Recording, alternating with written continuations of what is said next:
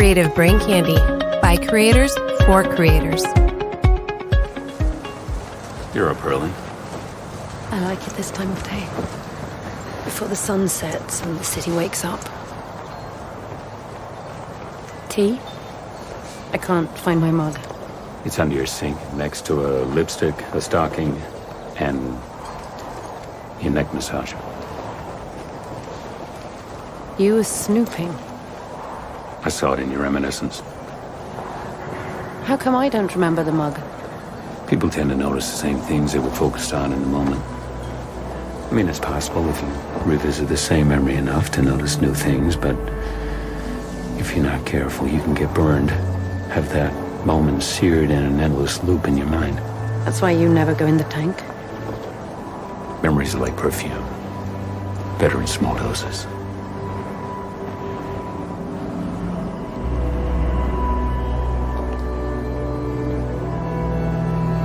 Maybe you haven't made the right memories.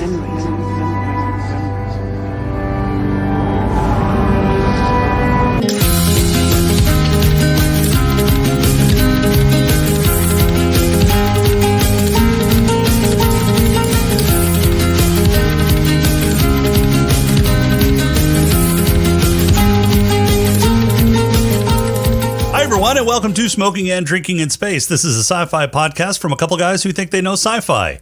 And this week we review the film that depicts a wet Miami and a dry New Orleans, starring Hugh Jackman, Rebecca Ferguson, and Tandy Newton. It's 2021's Reminiscence. But first, he's the knob-turning assistant who blows things up with Aaron Sparks to my stubbly Bogart impersonator that can't get the girl out of his mind. It's Rob. How are you doing, Rob? I'm doing okay.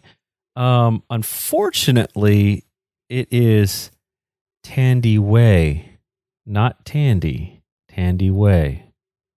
Is it Tandy Way? I've always heard it Tandy. She has recently switched her name to be the correct spelling. So apparently, when she started acting, she said they dropped the W-E or misspelled it and took the W out of it. So, but it's supposed to be Tandy Way. And that is how she is credited in this.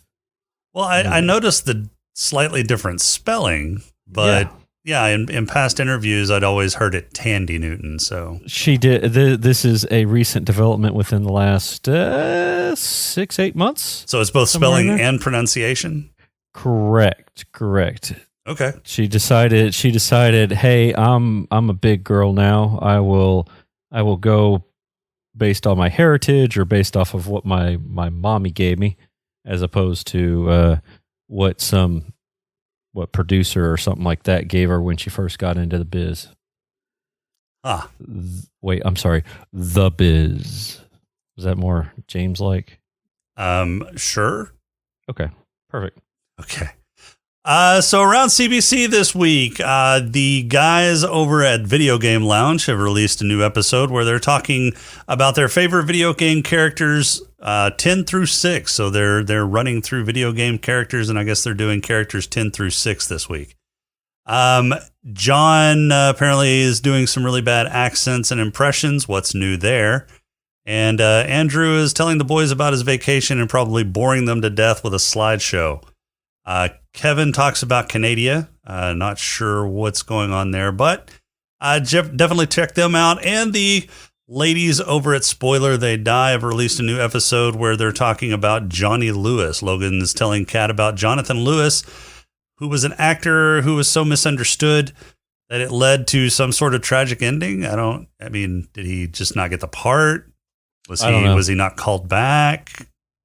What was the tragic ending? I don't really want to know, but definitely check those out if you do want to know.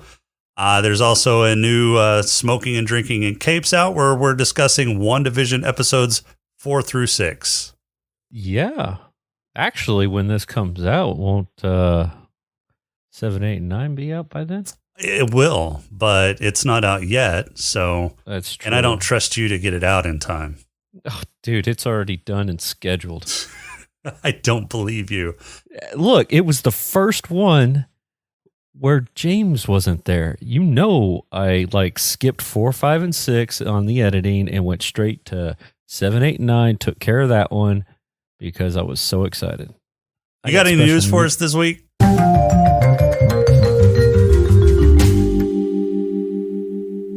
I do.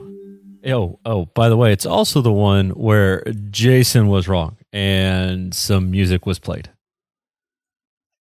So again, there's a difference between me thinking something might be accurate and me Jason's wrong. Stating something that is accurate and being wrong about that. Yeah. Jason was wrong. Oh my That's God. all I care. Whatever. All right. This fucking news. Fine. Matrix 4 shall henceforth be officially known as The Matrix Resurrections. It was announced this past week at CinemaCon in Vegas. There was a trailer. We don't get to see the trailer yet. Why? But there was a trailer because it was shown at CinemaCon as a trailer, and I guess in the past, they'll show it at CinemaCon, and then a couple weeks later, they'll release it for the masses. Until then, what's with the couple weeks delay? I don't know. I don't know. Exclusivity. I don't know. So they like to watch websites describe the trailers in detail via words.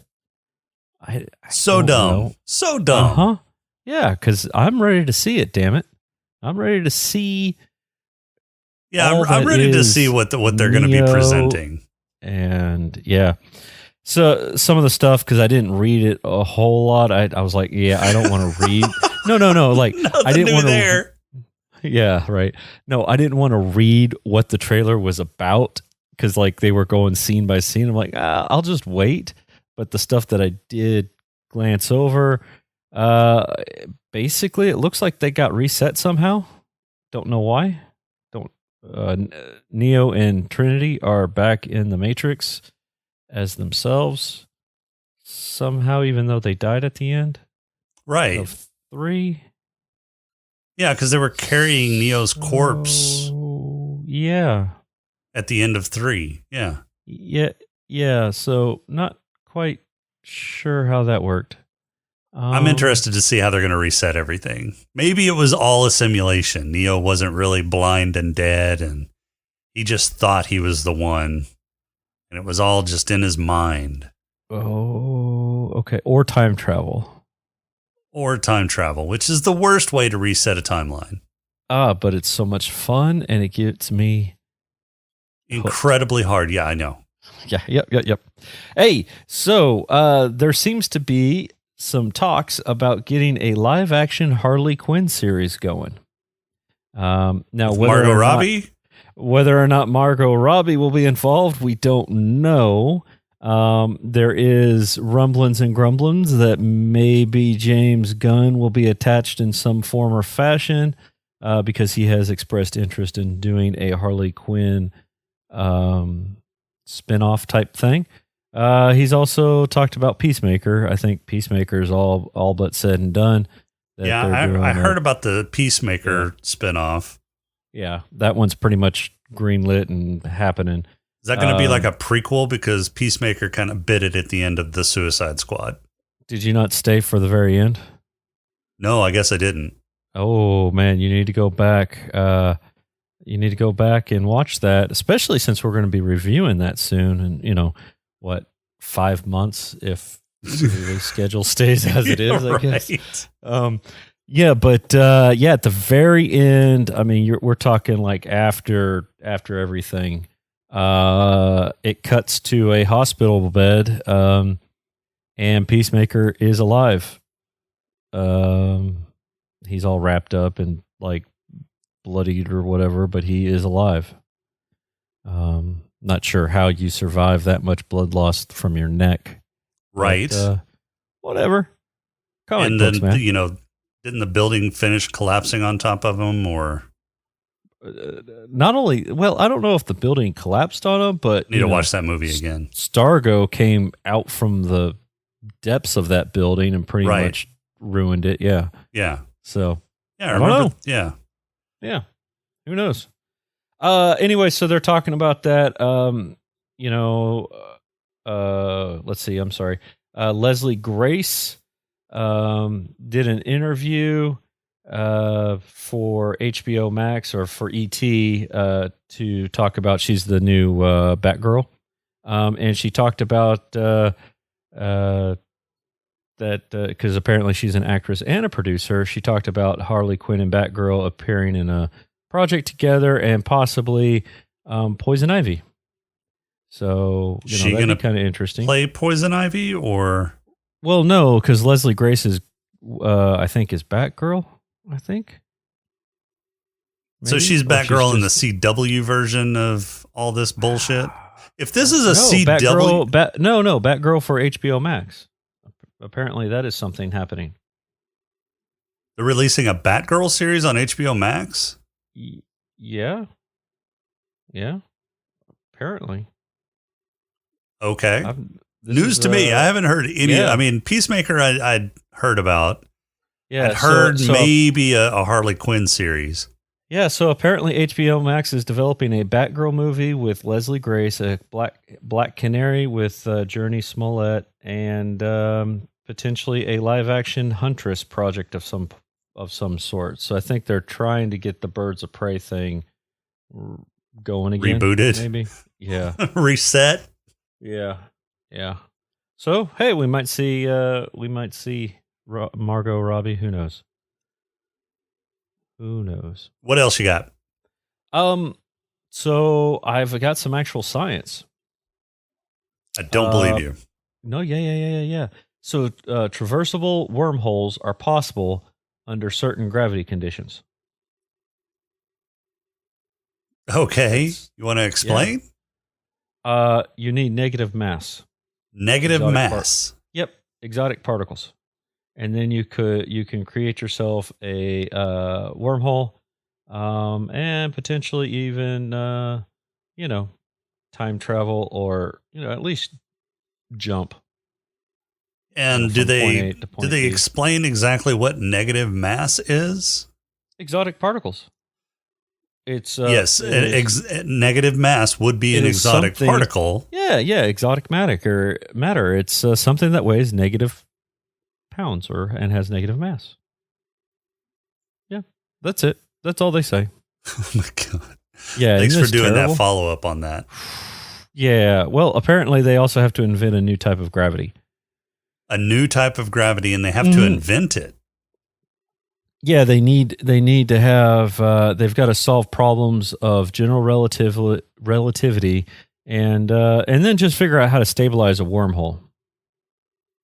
So it sounds So- like they figured out an equation where wormholes might be possible, but Yeah, probably yeah. aren't physically probable. No. Hey, as soon as we find that negative mass, we're good. Mm-hmm. Don't look at the fact that scientists haven't discovered or So where observed did any you get negative this mass. clickbaity piece of shit article? Oh, livescience.com. Hmm. That was kind of interesting. And then I started reading it and I was like, if I have to read this weird shit, I'm going to let all of our other people read it. And apparently it's from a guy who is a research professor in astrophysics. So, I think he's just trying to make himself known. This is his own crackpot theory. Yeah, I'm sure there's some theoretical physics and math involved where they say, yeah, wormholes are possible, and this is what's needed. I don't think it's probable that it's actually physically able to be implemented. Yeah, probably not. It's a stretch that you're going to find. I'm not even sure what a negative mass particle would be. Something that has negative weight. No. Weight Duh. is mass and gravity together. Yeah. So it needs negative. It needs negative mass and negative gravity, negative whatever. Hey, look, don't look too deep into the details. You're liable to get lost. So, all right, I got two more things. These are really quick. First one, SP. Thank you, SP. He's doing my research for me. Apparently, no, he sent me a Twitter link to the Astra launch. Yeah, I saw that. Happened. Yeah, that was fun. So Astra is NASA's rocket that they're working on. That's not NASA's rocket. No, it's who's private that? industry. Private industry. I'm sorry. Yeah. But NASA was filming it, and they were using NASA's facility. Yeah, it went sideways when it took off. Well, it didn't go sideways. No. I mean, it floated sideways. It floated sideways. One of the engines didn't fire, and so it had basically a 1-to-1 thrust to weight ratio, and then the decoupling rocket on the side knocked it over, or knocked its inertia, I guess, to the right based on the camera perspective. And so it was kind of gliding along the ground towards the right laterally. No, it went sideways. Sideways would indicate it pointed sideways and then flew off. No, it just kind of went sideways. And then eventually, once sideways. it burned off enough fuel to gain a positive thrust to weight ratio, it started going up. And then they lost control of it and then blew it up. Yeah, I like how they waited until they lost control of it way over there before they decided, hey, let's blow it up, as this thing skated across the ground sideways. Yeah. But if that's not enough rocket news for you, good news, ladies. For $69, you can get yourself a Jeff Bezos miniature dick rocket / dildo. What? Yeah. So, the Blue Origin rocket that looks like a giant penis? Right. Yeah. So you can get yourself a miniature rocket for $69. It's a one. It's like a pocket rocket? Yeah, right. It's a 166 replica of the rocket. It looks like a dildo. That's what I think it is. I mean, not only is it did it look like a dick when it was flying, but apparently they've made it small enough now that you can shove it into your hoo-ha. Oh my God. So I think it's got working lights. So, you can light your nether regions up while you take care of business. And then I guess the only other thing it's missing is some vibration. 166 scale. I mean, how big is that going to be? Let's see if it actually tells you what the full size is. So this is the New Shepard.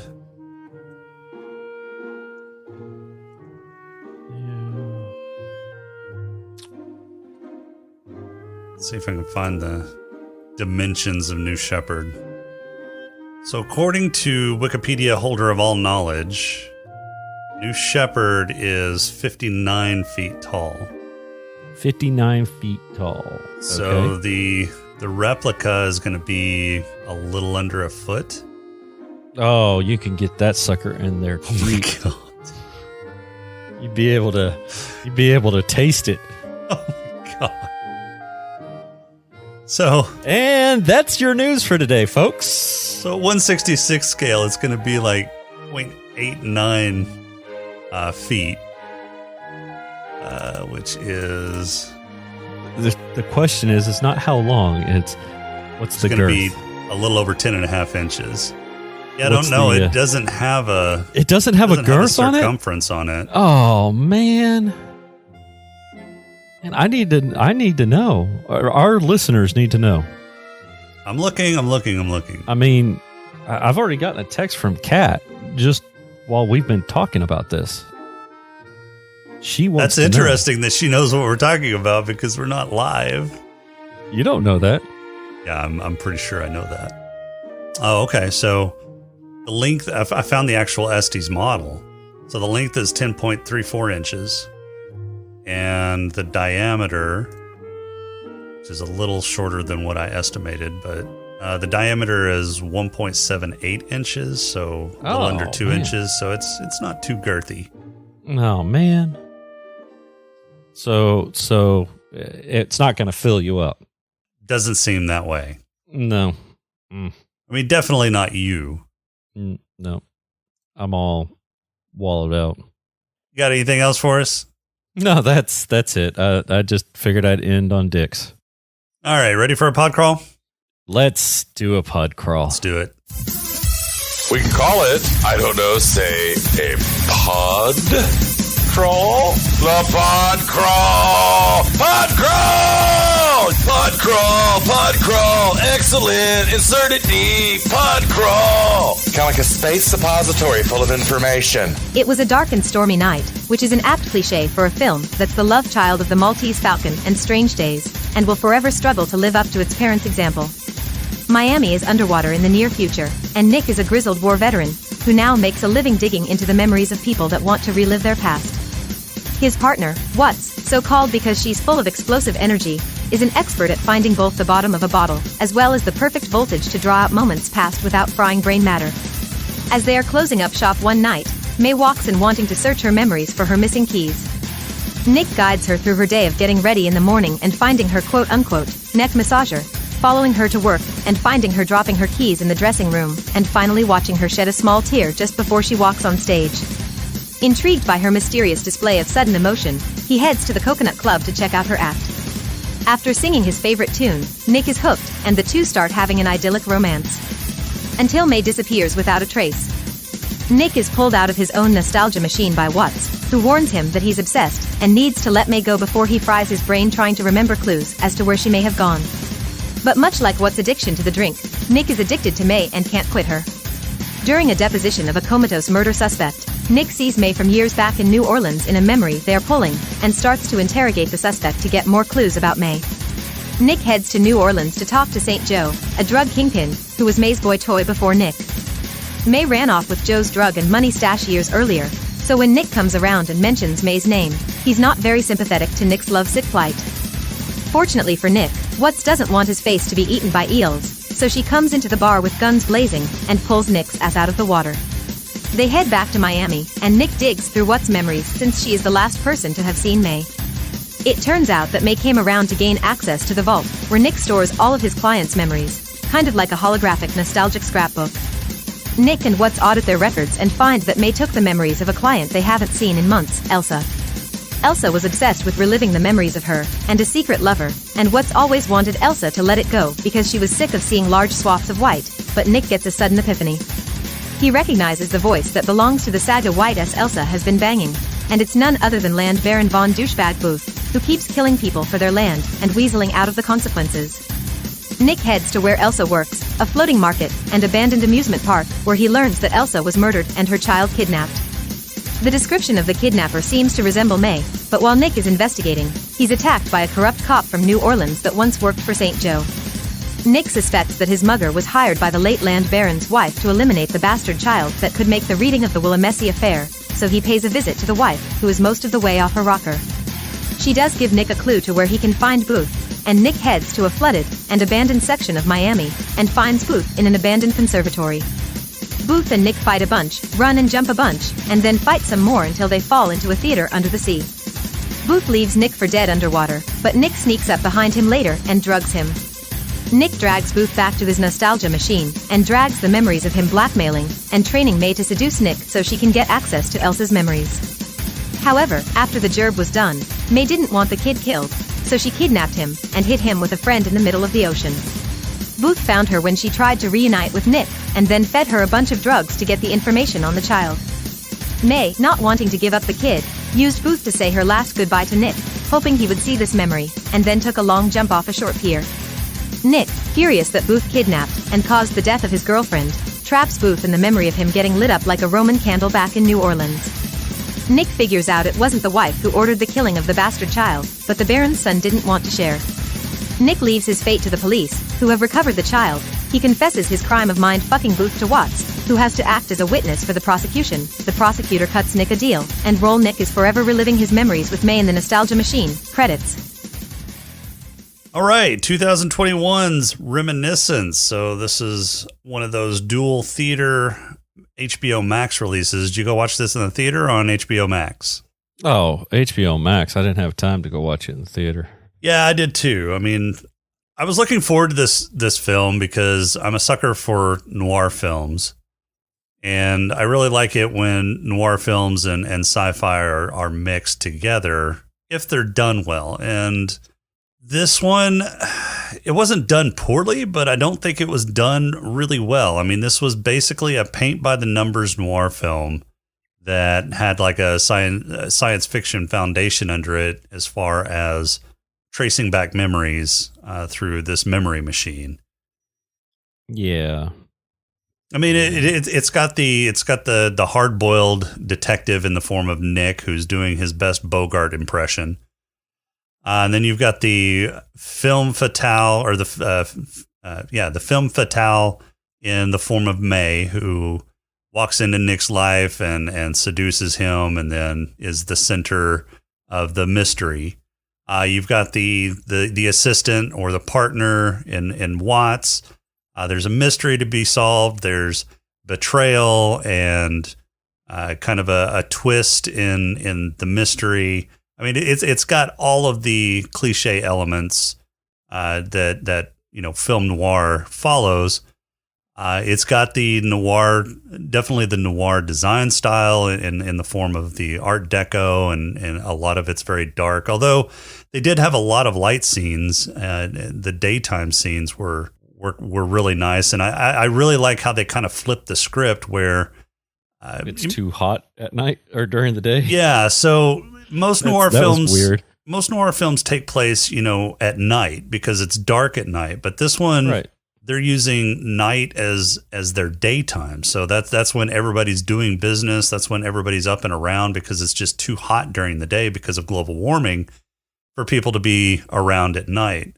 So is that what we're saying caused the water? Yeah. So the water flooding Miami was the rise in ocean levels, and which was odd because Miami. So why didn't they move? Why didn't they move inland?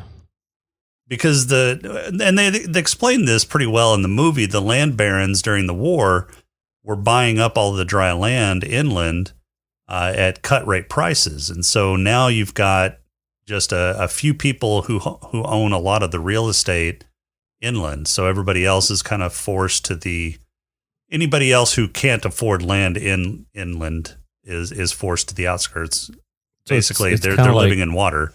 Yeah, it's kind of like Into the Badlands. Kind of, yeah. Yeah, is that sci-fi? No, that's fantasy. Damn, because I didn't finish watching it. I haven't seen. I think I've seen like maybe an episode or two. So, oh well. I didn't like the whole water thing. I thought it was kind of dumb, just because it was like they did it. They went to all this extremes to do this kind of thing, but then it wasn't ever really. There wasn't a reason for it. I mean, it wasn't. It wasn't part of the story in terms of. I mean, whether it was wet or dry, it wouldn't have changed the outcome of this story. Well, no, it wasn't. So I think it set mood. I mean, things are definitely gritty, and it set the mood as far as kind of social unrest and establishing how the land barons, as they call them in the movie, got the power that they did. So, what's his face? The land baron that weaseled his way out of prosecution after he lit an apartment building on fire and killed 4 people. It shows, because he ends up being a central character in the movie, even though he's not in the movie all that much. It's his affair with Elsa that produces the bastard child that basically brings about the plot point. Yep. And I saw that. I saw that coming. Probably 10, 15 minutes before they mentioned it, or before they figured it out. Yeah. I mean, when she disappeared, when May disappeared, and it was like, but nothing got taken. I was like, she got into the vault, and then it was they got into the vault. What'd they take? Elsa. Oh well, it's because she has a kid and it belongs to the Baron. Right, and they also kind of established before that Elsa had stopped coming to her regular right. appointments months before, which was about the same time that May disappeared. Right. Yeah. Once they established that timeline, when she had disappeared or what have you. So I think it was smartly written. I mean, it was tight in terms of plot points. There weren't any glaring holes. It just wasn't compelling. I mean, it was okay. I didn't mind it. I wasn't who done it. Right. To me, I wasn't bored with the movie. No, but I wasn't like enthralled with the movie either. Right. I wasn't bored, but it wouldn't have hurt my feelings if my internet died.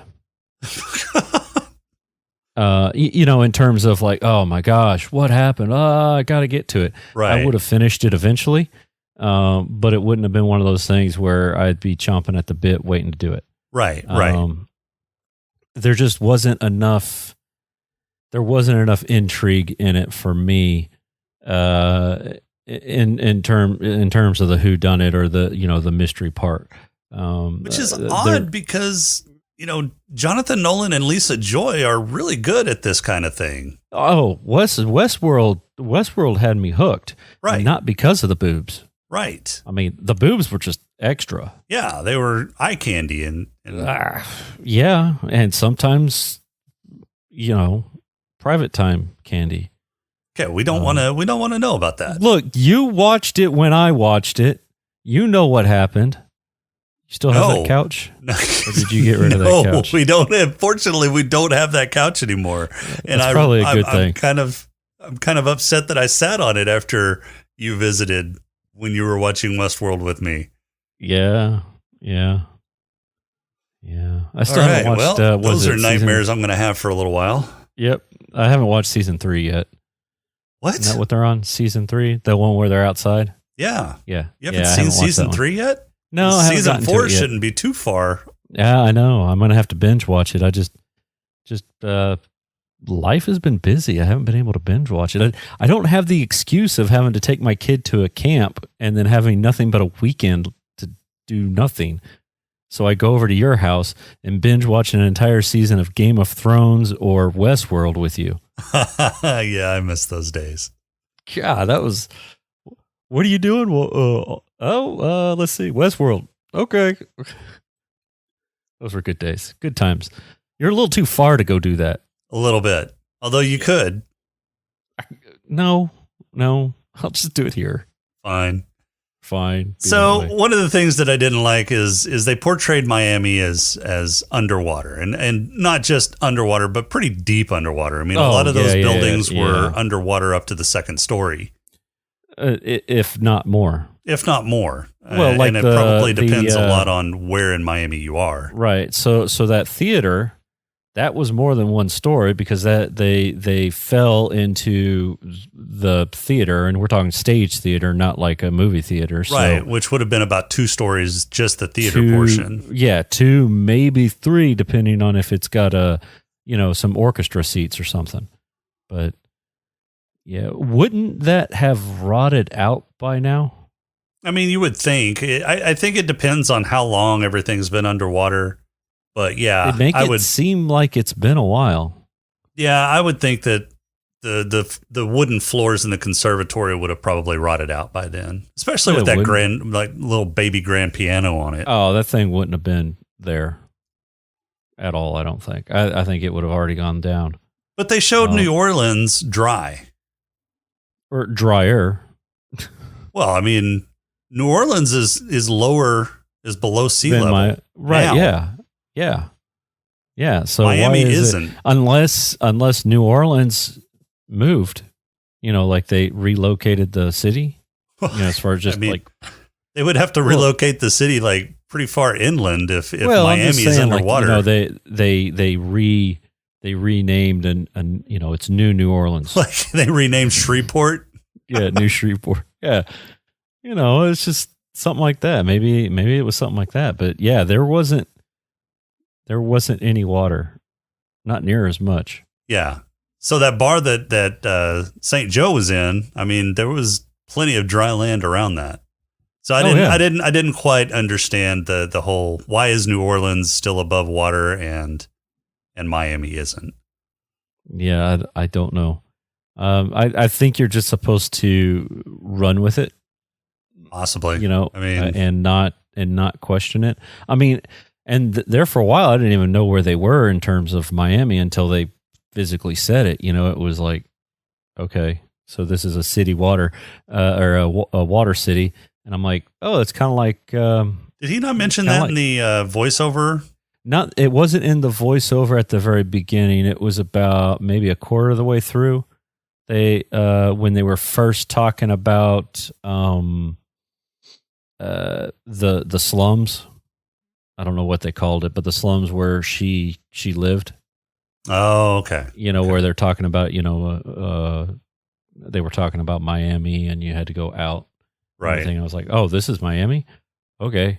I just figured it was like something akin to like, you know, Venice or something like that, you know, where they've got water. Right. You know, okay, land's a premium, so they built a city out in the ocean. It's kind of what I thought. I didn't realize it was standing, you know, pre-existing buildings until later on, you know, when things were underwater and things like that. I thought it was floating buildings or something. I mean, I kind of liked it because it gave me. It was a cool concept. Yeah, I thought the design was really well done. And again, I'm a sucker for Art Deco. So the combination of Art Deco and being underwater reminded me a lot of BioShock, actually. Oh, yeah, yeah. Would you kindly? Yeah, yeah. I was expecting, you know, Andrew to start asking, you know, would you kindly? But as far as it was, I think this could have been a really good movie. I've been racking my brain since I watched it yesterday, trying to figure out why it wasn't a better movie. I mean, it had all of the elements, and maybe that's the reason it wasn't a better movie, was because it was just a paint by numbers noir film. I mean, you've got this grizzled investigator. I mean, you've got the point of view voiceover. I liked the twist, although I kind of saw it coming, that the first part of the movie was just him running through his memories in the machine. I kind of started figuring that out towards the end of that sequence. It had the potential to be a lot better than it was, and I can't figure out why it wasn't better than it was. Do you think it suffered from, you know, COVID? I don't know that it suffered from COVID either. Well, I mean, I don't see the box office suffered from COVID. But well, yeah. So it's really struggling at the box office. Yeah. And how much did this movie cost to make? I don't think this was a big budget movie. Budget was 54 to 68 million. Yeah, so this wasn't a huge budget movie. Holder of all knowledge. And I mean, they have the potential to maybe make their money back, possibly. I don't think this is going to be a cult classic like Strange Days. So Strange Days is a really, really good movie. But Strange Days suffered at the box office. It didn't come anywhere near making its money back. I mean, it was hardly anybody went to see it in the theaters. It didn't gain its cult following until well after it ended in the theaters. But it's a very good movie, and I think because while it incorporates a lot of noir technique and set design, it's still got its own DNA in there. It's still got its own identity. It's not just a classic noir, you know, it's not just a classic noir film. Night. Yeah. Yeah, I think they relied too heavy on that style, you know, instead of using that style but making it futuristic. I mean, obviously this happens in the future, right? It's supposed to, at least. Right, but it's not like a far-flung future. This is a pretty near future.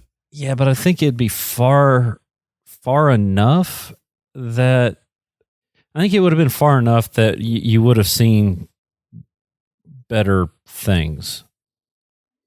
Possibly. Better maybe, you know, better technology or something.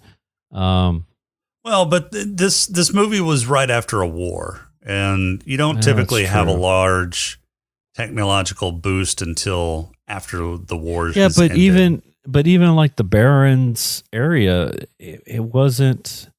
They're land grabbing. They're obviously they didn't necessarily go to war, but but if they did well enough that they're on their feet pretty decently. You would think they would have some of that stuff. I think it would have been better if there was a starker contrast between the Barrens and everybody else, other than the fact that there's land. Maybe some sort of technological contrast. Instead of they show up at the Baron's house and it looks like you're stepping into, the cotton plantation from the 1800s. Right. I think it was a little. There wasn't enough of a contrast. You wouldn't have known unless they had explained it, which they had to. You wouldn't have known the fact that they were rich because they had dry land. You just think, oh, okay, there's drier land inland, and they had to get on a boat or something to get to it. No, it's just right there, and they're super rich. Well, and they also had that dam built around their stuff too to keep the water out. Right. So it wasn't that they weren't necessarily affected by the flood or the rise in oceans. It was just they spent money to mitigate that. They had it to spend. So yeah, but you would have thought I would have liked to see a better building, I guess, or a better setting for the Barrens, other than a plantation home, which is basically what they were at. And I think that I don't think it was would have been enough to save it, but I'm thinking that's part of what it is this is paint by numbers. It's like, okay, this is just like any other dark and stormy night type movie that they have. Dick Tracy. That's what I'm thinking. Dick Tracy right there. Yeah, I guess there's just really nothing special enough about this movie to make it stand out and be better than what it was. I mean, it's passable as a movie. I definitely, wouldn't say rush out and go see it immediately, but it's worth a watch. I don't know that I'll be watching HBO it again. Max, you got HBO Max already. Watch it. It's worth your 2 hours and 15 minutes. I'm sorry. That's Suicide Squad. Hour and 55 minutes. Yeah, I thought everybody's performance was good. I mean, Hugh Jackman did a pretty good Bogart impression. Rebecca Ferguson was good. I thought she was very believable as the femme fatale.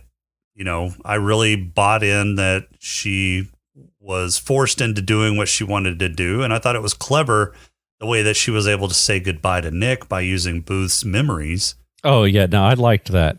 So I thought that was cool. Yeah, and I really liked the portrayal of the hologram that they did for viewing the memories. In fact, I think that was a very practical effect too. Yeah, so that was like basically it was a bunch of fiber optic threads that strands, that they dropped from a platform and then projected light against to make the hologram. I thought that was really clever. Yeah, I thought that was kind of cool. So, and apparently this whole going back in time. I mean, so where was Watts working at the end there? That was like a medical place? Yeah, I think so. I'm not sure what kind of medical stuff they did, but yeah, it's some kind of pods. He had mentioned pods a few different times. So I don't know what the pods were. They didn't really explain that. That's something else that they did is they dropped this stuff and didn't really explain what it was. It was like they expected the audience to know what in the fuck they were talking about. And we have no clue. Like the war, we understand that there was a war, and apparently it was what was the war over? Yeah, apparently it was on U.S. soil, but it was about borders. I mean, what borders were they defending? Was it the U.S.'s borders? Was the U.S. expanding borders? I don't quite understand what the war was about. Was the war over land because of the the water rising? I mean, what? Yeah, and apparently they interned Americans like they did in World War II with the Japanese because they interned St. Joe. Right. So who were they interning and why? Yeah, was it just Asians or was it like certain class of people? Right. I mean, they didn't explain that either. So I mean, No. they could have dropped a few more explanatory expositions in there, to just because that was kind of confusing, and I would have been better off if they didn't go into that kind of detail and just kind of left it more nebulous. But going into just that much detail and not enough to really bring the audience into what's going on kind of detracts from the overall story. Right. So they were trying to give you a little taste, but they gave you too much. And and it gave it you wanted to know more. Yeah, it left you wanting more, and then you started it kind of pulled me out of the main plot. Right. And then I had to get back into the main plot. So maybe that, I don't know. This movie has flaws. It definitely has flaws. I mean, it's not a bad movie by any stretch, but it's not a great movie either. It's an okay movie. It's a fair movie. It is about, it's about what I've come to expect here in the last couple of years. In terms of how the movies have been. They're not awesome, but they're not terrible. I don't wish I had my money back. They're not Metropolis, but that seems to be the going trend for this stuff that has been released in 2020, 2021, with the, and there's a few exceptions. Free Guy was an exception because that was supposed to be released in 2020, so it was already done. They were just holding it for during, till they could be shown in theaters. Right. But it seems like all this stuff that was filmed during the pandemic or right after the pandemic or right before the pandemic, it's missing something. It could have been there. It could have been good, but they ran out of time or they had to make do with what they had or something. Right? I mean, something's missing. Don't know what that something is, but something is missing it seems like from these things. So this one began filming in 2019. October 21st. Yeah. Yeah. So they would have been smack dab in the middle of all that crap. No. You don't think so? They should have wrapped up filming before the lockdowns existed. I mean, that's 6 months. So? I don't think they would have filmed for 6 months. Yeah, I mean, I don't know what I bet they were done by the end of the year. You think so? In 2 months? Yeah, with Thanksgiving and Christmas all shoved in there? Possibly, yeah, because I don't think they spent a year filming this, or even 6 months filming this. I would say 4 months at the most, so that would put them in like February timeframe. Like end of January, 1st of February, and things hadn't locked down by then. So I bet they were done filming with everything at that point. Now, done filming, but then you can't do pickups. And COVID may have kind of delayed some of the post-production, like editing and things like that. Right. Or any, pickup shots or anything like that they needed. Because they tend to do that from time to time. We need to get something a little bit better. So I'm not sure that blaming COVID on this or for their kind of shortcomings on this film is valid. I don't. Who knows? But that is a trend that I have seen with some of these films that are coming out. Is that they all seem to be close, but not quite there. It's like they made concessions somewhere. Right. Don't know what it is, but they all seem to have that.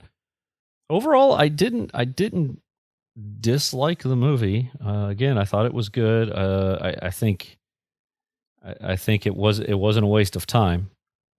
I didn't like the ending though. You didn't like the ending? So okay. So walk me through this. Is he in the tub all the time. Yeah, Or- they kind of imply that, don't they? Right. So if he's in the tub all the time, is he getting fed butt chug style?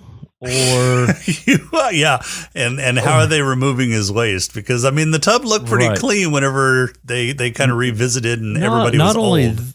And not only that, he would be a fucking raisin by now. Right, He would have pruny fingers right. and all that kind of stuff. So I mean, Yeah, that's a little implausible. That part I didn't see. I thought if anything, when he said that I cut a deal or whatever, I turned to Jan and said, he's going to burn a happy memory of her. And so I figured he was just going to end up turning into like that crazy old kook, the wife, and be in a jail cell or something like that, because he's going to get life because he did the unthinkable, which was burn somebody, literally burn them mentally and I guess emotionally or physically or whatever. Anyway, so he burned somebody. So I figured, okay, because he was able to figure out the case and solve the case, they're going to be nice. They're going to let him have a happy memory, and he can live his life in a happy memory constantly, in a constant loop there. No. He's living his life in that same building for years, it seems like. Apparently, the flood is not coming because he's right at the edge of the dam constantly, right? With nothing. Yeah. So he's basically living out his happy story where, he cuts the story off in the middle where it's happy. Right. Yeah. Yeah. But that just I didn't like it because it was it wasn't practical. Sure. Right? It wasn't practical, and I think it let him off a little bit too lightly. I mean, sure, he basically is he's torturing a guy for the rest of that guy's life, right? Right. I mean, that guy has to relive the memory of being set on fire for the rest of his life. It's indelibly burned into his brain. Right. Which is one of the reasons why they had the penalty that's worse than a life sentence. But now he gets to live out his happiest memories for the rest of his life. Sure, he doesn't get to do anything with the rest of his life, but I get the feeling that he wasn't going to do anything with the rest of his life after May died anyway. So what would have been interesting is if May came back. I don't see After how May happened. would have come back. That would have been too happy of a story. And they basically set this story up in the beginning as being a sad story, right? That's true. Yeah. There are no happy stories. It's always a sad ending. Yeah. Right. Yeah. I don't know. I was half expecting it for her to come back or something. So what the hell is Baka? It's some kind of new drug or something that's in the future. Future drug. Get you hooked, and you'll never get off of it, except for May. Except May for can when get you off do. of- Yeah. Yeah. Yep. Yeah. Okay. All right, Rob, you got a haiku for us this week?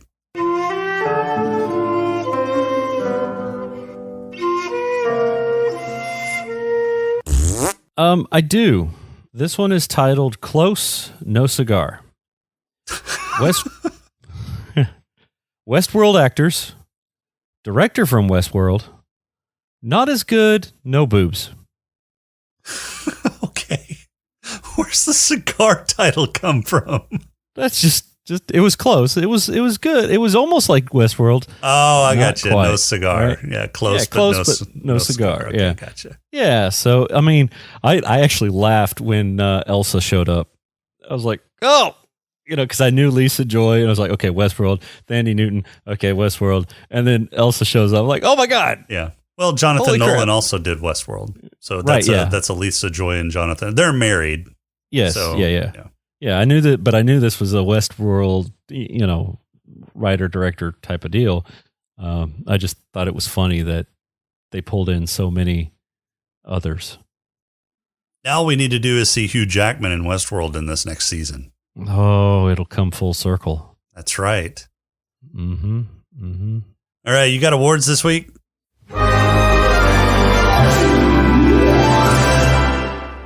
I do. All right, who's got your black lung? I gave it to Burning Man. Okay. Cliff Curtis. Yeah. Yeah, I don't know what his real name or his Booth. name. Booth, that's right. Yeah. Yeah, I gave it to him for getting lit on fire. And I think he was smoking at one point. Yeah, Booth gets mine as well. Not only because he's apparently a smoker because he had a lighter with him, but yeah, for getting lit on fire. Yep. All right, Headlesh. Oh, Watts, all the way. Yeah, Watts is definitely the Headlesh. In fact, she could probably be in the running for the honorary Headlesh award at this point. Dude, she is giving Doc Cottle a run. A run for her money, yeah. His money. Yeah. And she's functional. Quite functional. Yeah, she's definitely a functional drunk. Yeah. Well, like she said, he didn't pay her enough to kill herself. Right, to kill herself drinking. Yeah. Right, who's got your player? Oh, I give it to Wolverine. Turned a con artist straight. That's true. Well, I mean, she really wasn't a con artist to begin with, so that was another thing. She was a grifter, right? So, but was she? I mean, she was. So she was enough to be able to get what she needed out of the guy. True. That's very true.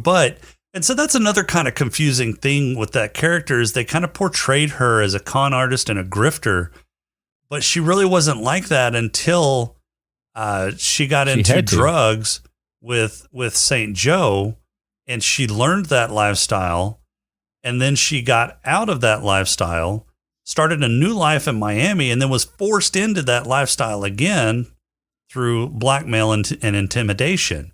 So it's not really like that's who she was. That's just what she learned and how she got out of a bad situation. And then she had to do it again whenever she got forced into another bad situation. So that, and I guess it's kind of, I mean, you could kind of chalk it off to kind of a unreliable narrator because it was Booth that was saying that. And then you kind of learn at the end that that's not actually how it was. So, I mean, Booth tried to come back. Yeah. Booth is an unreliable character in the stuff that he says because Booth also kind of made it seem like she was the orchestrator of everything until he got into Booth's memories and realized that it was Booth orchestrating everything. Yeah.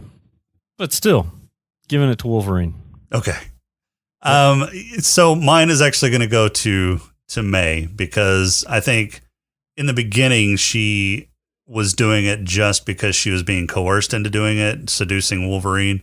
But in the end, she actually, fell for Wolverine and his charms. Well, that's why I gave it to Wolverine. But she did charm Wolverine in the first place to get close to him. So by using his own stuff against him. True. Hey, whatever works. Whatever works. So May's getting mine. Who's got your purple hippo? Oh, I gave it to Burning Man when he decided he needed to relive his burning days. That sucks. Yeah. That's not a good purple hippo.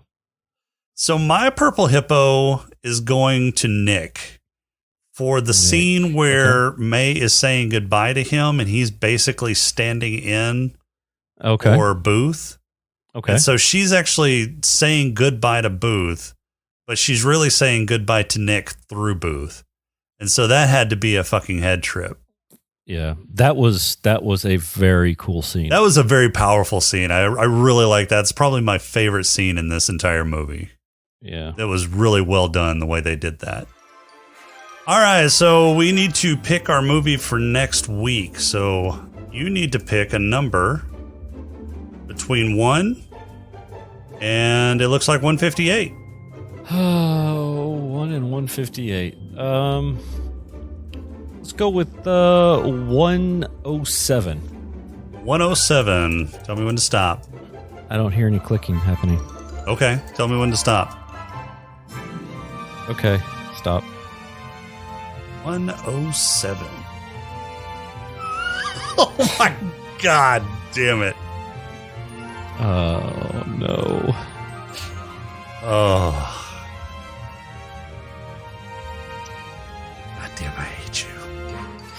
Wait a minute. Do you hate me for picking the number, or do you hate me because it's a movie I put on? Both. All right, so next week, and we got to find a sucker who will do this with us. We're going to be discussing a film where in the future the polar ice caps have melted and Earth is almost entirely submerged. A mutated mariner fights starvation and outlaws smokers and reluctantly helps a woman and a young girl try to find dry land. It stars Kevin Costner, Gene Triplehorn, and Dennis Hopper. It is 1995's Waterworld. God, I hate you so much. So what you need to do is you need to say, hey, James, I need you for this week because Rob is going to be busy. And then I'll just show up. That'll work. Yeah, see if we can get him to come back. Because, he said he was washing his hair every time, but you need to get him to say, yeah, I'll do it. And then tell him what the movie is.